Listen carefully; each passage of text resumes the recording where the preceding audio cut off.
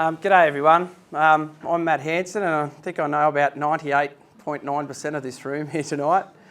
But no, my name's Matt and thank you so much for coming here today. And I like fishing, I actually love it. And tonight I'd like to tell you a fishing story, if I could. It's a story that's got a bit of adventure. It's got some pretty hard work from a lot of volunteers. It's got some triumphs, it's got some despairs, it's got some mateship, it's got a few bad bastards in it too. But it's got a whole lot of fish.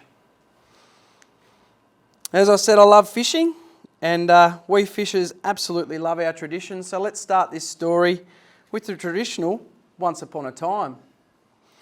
Once upon a time, not so long ago really, only about 200 years, Australia was a paradise for fish and for fishing. You heard Starlo talk about it earlier. They were everywhere. Listen to this. The shining waters reflecting the images of enormous gum trees on the banks. It seemed full of fishes and it was probably of considerable depth. You could see that throughout the summers the creeks had been drunk up. All the minor streams had gone while the river continued so full and so clear. Now that was Thomas Mitchell describing the Lower Darling River way back in 1839. And a few years earlier he'd been up on the Upper Darling where he wrote, the water being beautifully transparent, the bottom was visible at great depths, showing large fishes in shoals floating like birds in midair. Now I don't know about you, but I'd give anything to get my bait caster and go back there for a day with half a dozen of my best fishing mates. Can you imagine being surrounded by that many fish? These guys can. There's a lot of old timers who can recall pictures like this, and given they had to live through a depression, things were different to what they are now. I don't think Dubbo had an Aldi. But there were species in places that they weren't recorded now. And how do we know how much of this is old fishing tales? Well, anecdotally, we have to look at these pictures and look back and realise that there were a lot more fish.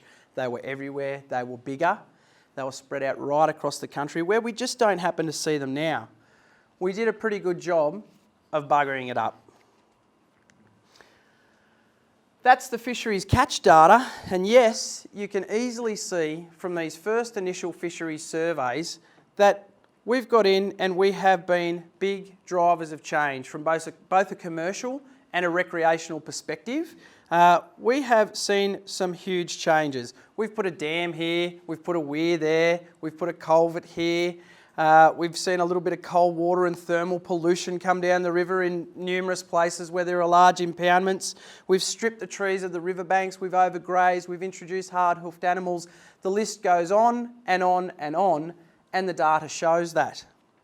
It's enough to make a passionate fisher like me hang up the lures and cry, but thankfully OzFish isn't the crying type. And we've come across some of the answers and the people in this country who are doing their damnedest to make a difference for our inland rivers. And how are they doing it? They're doing it through fixing fish habitat. If we look after the habitat, the fish seem to pretty well look after themselves. They just need a little help.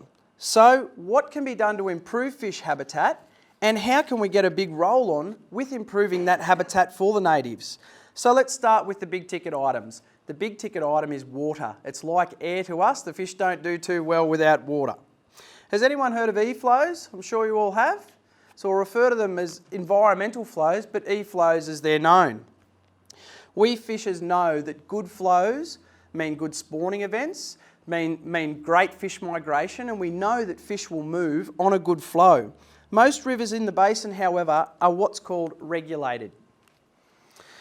So that means they have a dam on them, they have a weir on them, and basically we decide when the water is released and how much is released and how often it's released. Mostly this means delivering water for towns and farms and also the environment, and we do it when it's required. That is not always at a time that suits our fish. E-flows are about growing food and fibre and also trying to make the best outcome for our native fish at the same time, so they can migrate and access better breeding areas. They can get to food-rich areas or nursery areas, or maybe a place where a Murray cod's returned for the last 15 years to breed on a large native hardwood snag. The problem is that there's 46 different individuals of these little buggers to cater for. And what can be a good flow for a golden perch to migrate and move to spawn on is not always a good flow to keep Murray cod nests and their eggs submerged. It's a really, really tricky thing to do to sustainably manage and effectively manage E-flows for our native fish, because there's just so many of them. One thing that these guys all agree though is that E-flows all benefit them, and they're a great thing for inspiring the growth within our fisheries. We are still in a very bloody bad situation here in the Macquarie at the moment. We flew over Burrendong today and it's green and it's in about 4%. Keep it, we've thankfully seen come up, but we are still on the ropes here after seeing some of the most significant fish kills in our catchment that I have ever seen, that I'm sure many of you have ever seen. But one thing's for sure is that when that dam fills again and there's some water in reserve, E-flows will be a fantastic thing to be able to use to inspire, invigorate and encourage our native fish to spawn and to move. I'll show you why. So this is a snapshot of the Macquarie River in March 2017, and with a combination of water orders for towns and customers downstream, this was the predicted flow. It's not good. You can see how much peak and trough is in that in a very short space of time. It makes it very, very hard for our native fish to get any sort of consistency, to get any runs on the board, to get a good breeding event going. So what did the guys do at Fisheries do when they've been trying to design these E-flows? Is they've been trying to fill in the gaps. You can see there that E-water has been used to fill in the peaks and the troughs and really get sustained long events happening. So you can see there that E-flow, when combined with customer order, when combined with town orders, the peaks and troughs have been filled in, and that actual event was designed to encourage our yellow belly to breed, and these guys were the result. It worked. Native fish spawning off the back of an E-flow on top of customer order, and it's fantastic. We can get native fish, they just need a helping hand, we can get them breeding up and on their own fins again. Now, trying to replace natural rhythms with water flow works, but hang on a second, that's only number one on a list of things that we've buggered up that's about 10 foot long. So we need to realise that we can't just fix the flows, because there's a number of other measures, like barriers to fish passage, that certainly mean loss of movement. Or let's talk about snags that have been removed, or unscreened pumps, or cold water, or no vegetation on riverbanks. The list simply goes on and on and on. But let's talk about barriers to fish passage for a moment. Now, our native fish here in Australia, they love to travel. There is no doubt about it. They like to go and find food, they like to go and find mates, they like to go and find new sporting sites and habitat, and they like to chase girls.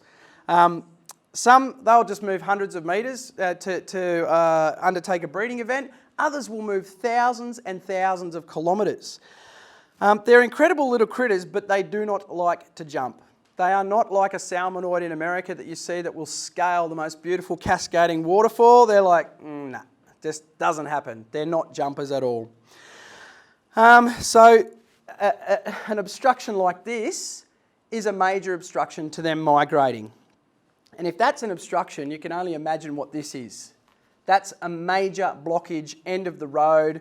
We've renovated your house and cut your driveway off. Game over. This, ladies and gentlemen, is repeated at 4,000 different sites across the country, across the state. The mind boggles. We have completely isolated and shut off our native fish stocks and stopped them from being able to move. If you look at this map, there are thousands of barriers, and they are all critical barriers on our inland rivers. It's no wonder why we have fish migration issues. When there was a fish kill 200 years ago, like so sadly we've seen, down at Warren, or on the Buckenbar, on the Bell, on the Macquarie, take your pick. Fish simply would have migrated, possibly up the Darling, back up through the Barwon and into the Macquarie, but we have slammed the door in their face. They simply cannot do it anymore. But if you look down here on the Murray River, that's been opened up, and that's what fishways can do. We have got a serious concrete cholesterol problem in the heart of our inland rivers, and we have stopped the migration of native fish to the point where it's detrimental to their future. A picture says 1,000 words, well 4,000 barriers to be exact. But the problem is fixable, and it's fixable through fishways. That was the shot we showed you before. How simple's that? And I was talking to some great scientific researchers the other day where if you set the bottom of that culvert down into the riverbed, it will naturally attract rock and sand into the bottom, and it will create its own riffle effect, and it becomes like in-stream habitat. Over the way, that was the Bree fishway that you saw before, and now with a fishway. How good is that? Even just getting rid of some of the structures that have broken down or not needed, there are amazing responses that our native fish have. Have a go at this. There was a golden perch. They nicknamed her Goldie. In 24 days, she swam through 8 different fishways and moved 401 kilometres along the Murray River. Can you believe that? They are absolute little doers. Another one called Gordon. Gordon the Golden. He went 493 kilometres from Loch 2 down at Waikari in South Australia to Loch 11 at Mildura in Victoria. How bloody good is that? Fishways are absolutely incredible, and we need more of them. Okay, so let's go to another problem now. Let's talk about the trees that we touched on earlier and that riparian vegetation that's along the river's bank. That's the scrub, grasses, bushes and trees that grow right along the river's bank. But sadly, it's been cleared, it's been grazed, and a lot of the time it's been absolutely removed. That looks like a typical Australian riverbank to many of you, I'm sure. Now, it certainly was not like that. So it's just so important for our fish, that riparian vegetation. Not only does it slow runoff down, it slows the nutrients going into the water, it keeps the bank stable, it reduces erosion, it shades the water and keeps the temperature stable, and it provides a home for insects, and insects make up to 40% of a native fish's diet. 40% comes out of that riparian vegetation along the bank. Replanting the banks and getting rid of the weeds and cleaning up our river is something that all those guys in OzFish shirts here tonight are so very passionate about, and we're starting to kick some goals. We've rolled the pebble off the hill. We can do these things, and they are relatively easy once you get going. Across Australia, thousands of shrubs and grasses have now been planted on our rivers, but there is a long, long way to go. This is the guys hard at it down at the Shimano Family Tree Planting Day on the Macquarie, and I know you've all seen the river repair bus running around as well. 7,000 trees in now to boot. Absolutely fantastic, warms the cockles of your heart to see it happening. And it works. I fish in places where there's structure, you fish in places where there's structure. 9 out of 10 Murray cod, all caught within a snag. Pretty rare to get one out in the open water, I would have thought. Usually they're tight to that structure, and we need more of it. This is one of the best stories on riparian re-veg that I've ever seen. This is the Condamine River up in Queensland. Now, these fishers got talking to the local council about why they were mowing right to the river's edge. So, very simple. They spoke to the local council and said, can you please not mow to the river's edge? And they said, okay. Easy as that. And here are the results. We mowed it, we mowed it, we mowed it some more, and we mowed it, we stopped mowing it, and we got 700 times more fish. 700 times by simply leaving the riparian vegetation next to the river's edge. The mind boggles. And then when you apply that, grasses, reeds and shrubs next to the river, imagine if we did that with our riparian belts. Imagine if we did that with our timbers, thickened them up, got them wider and had 20, 30, 40 metres of riparian belt where it should be on our Australian rivers. Wow, what would that do for our native fish? The numbers of these guys went through the roof by that one simple exercise. Now this is a pretty cool video, and And this is all about snags. So this is a little secret spot. I can see Ken Smith going, I know where that is. But have a look at this if you ever need a justification of native fish loving structure. Tucked into the snags, living, breeding, feeding, and happy.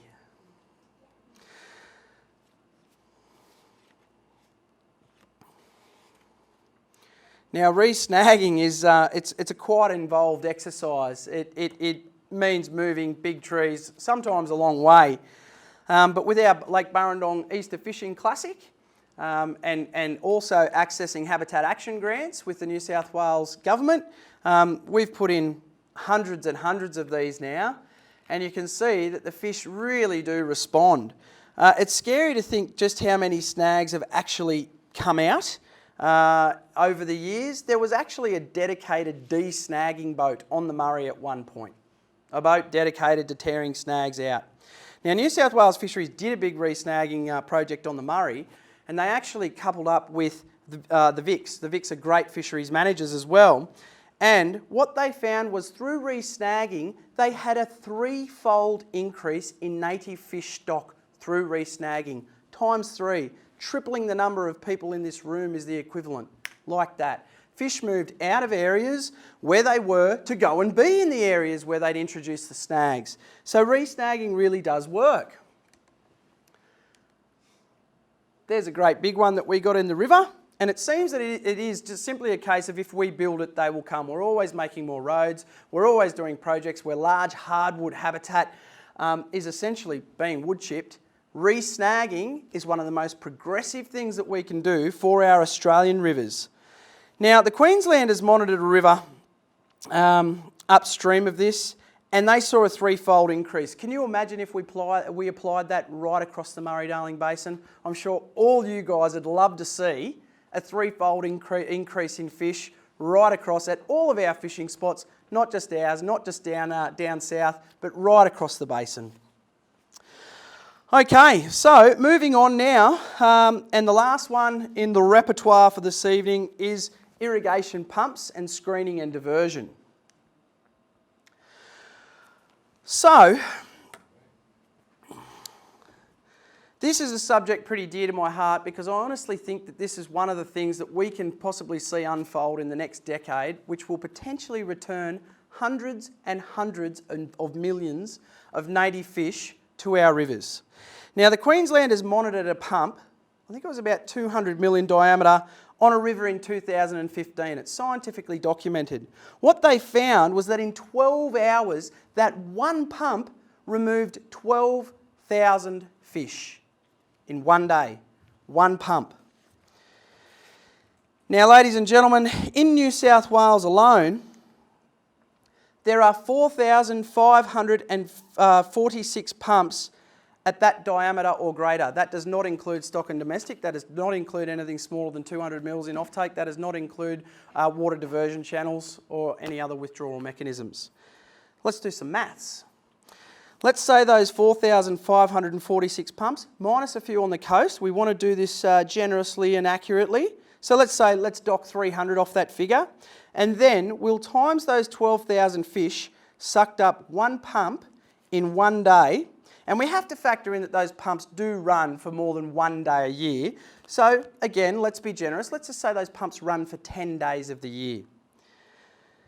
Being conservative, that calculation from those pumps alone is 509,520,000 lost fish in New South Wales alone. In New South Wales, we stock between 2 and 3 million native fish per year. And at the same time, you're losing 500 million fish. The mind boggles. But there is a solution, and I've seen it for myself. I was lucky enough to go over to the States and see it. There are fish screens. They do not suck fish out of their rivers in America. They just don't do it. They've got screens for every size pump, big, small. If they divert water out of the river, it goes over a sieve screen. They've got a cone screen for offtake points in the river. They've got self-cleaning rotating drum screens for their smaller pumps, much like this one that you can see here. So it actually works better for our farmers as well, because in the States they found that the pump maintenance is lower, the debris clogging is a lot lower, and it doesn't suck any fish out of the river. So that's a win-win and something very dear to my heart that I would love to see. And I think it's about time that in New South Wales we return our 500 million lost fish to our rivers, and you watch what happens. It will be an explosion of fish. We've just got to get there. So when we put all these things together, ladies and gentlemen, in the Condamine River they did a combination of projects. They did some fish passage, they did some habitat, and they did it along a 110 kilometre stretch of river. And they saw a tremendous increase in native fish, golden perch by 1,000%. And they had catfish return to that stretch of river for the first time in 15 years, all through opening it up and all by returning the habitat. We've got a long, long way to go, ladies and gentlemen, but this has been a fantastic story so far for me and our great band of volunteers. And yes, I've lived with the hate from illegal fishers. They hated my guts when we first started denouncing droppers, and we all saw the slashed tyres and it was all a bit of a laugh, hey? But we are starting to see major changes in our river systems like we would not believe. And how special is it when you are the driver of that change, when those catalyst moments where we see the native numbers come up and the carp numbers drop, and people going down and catching 5, 6, 10 native fish in an afternoon, and we got one carp. Yeah, we didn't get one last time. It's amazing what we can see. Rod and reel, sports fishing, all unfolding in our river. And until this recent shit show with all these massive fish kills that we saw, we were doing very, very well indeed. That was certainly very unfortunate. But we've just got to keep going. We've got to keep going, because it just simply does not get better than returning fish habitat and seeing your local fishery improve and unfold right before your very eyes. We're still writing the end of this story, folks, and it's going to be a cracker, I can tell you. The next few chapters are going to be so good. I'm so proud to work with this crew, and we've got butchers and bobcat drivers and real estate agents and people from right across the city who all come together who share a love of fishing. That's them. They're just normal people who love to replenish fish habitat, and we do it happily with OzFish. Now, if you want to do something, ladies and gentlemen, about repairing fish habitat, I would encourage you to get off the lounge and go and do something with your life that you'll be proud to tell your grandkids about. Get stuck into it. Across Australia, there are people like you and there are people like me who are kicking goals for our native fish. So what if you get laughed at by an ignorant bogan who doesn't know what they're talking about? Who cares? Who cares if you get sneered at by somebody who is just misinformed? The challenge is real, the challenge is great, and so are the rewards. Ladies and gentlemen, I would encourage you to certainly look at OzFish if you are considering doing something progressive for your local fishery. Jump on the website, talk about starting a chapter, roll your sleeves up and get your hands muddy, because we absolutely love it. Or if the next time you're in a BCF store, simply round up your purchase and give back to habitat. That's a great campaign that BCF has got unfolding right across the country, which is helping us put fish habitat back to where it should be. I'd just like to conclude by thanking all these people for making me sound so smart tonight. That was their work, and it was an honour to be asked to present it and work on this presentation with them. Thank you so much, guys. It really is tremendous to be in a circle with you all and working on fish habitat together. And I'd also like to thank the Murry-Darling Basin Authority who made this project possible. And in keeping in line of traditional stories, ladies and gentlemen, the fish lived happily ever after, but only if we get cracking on fixing up their habitat. Thank you.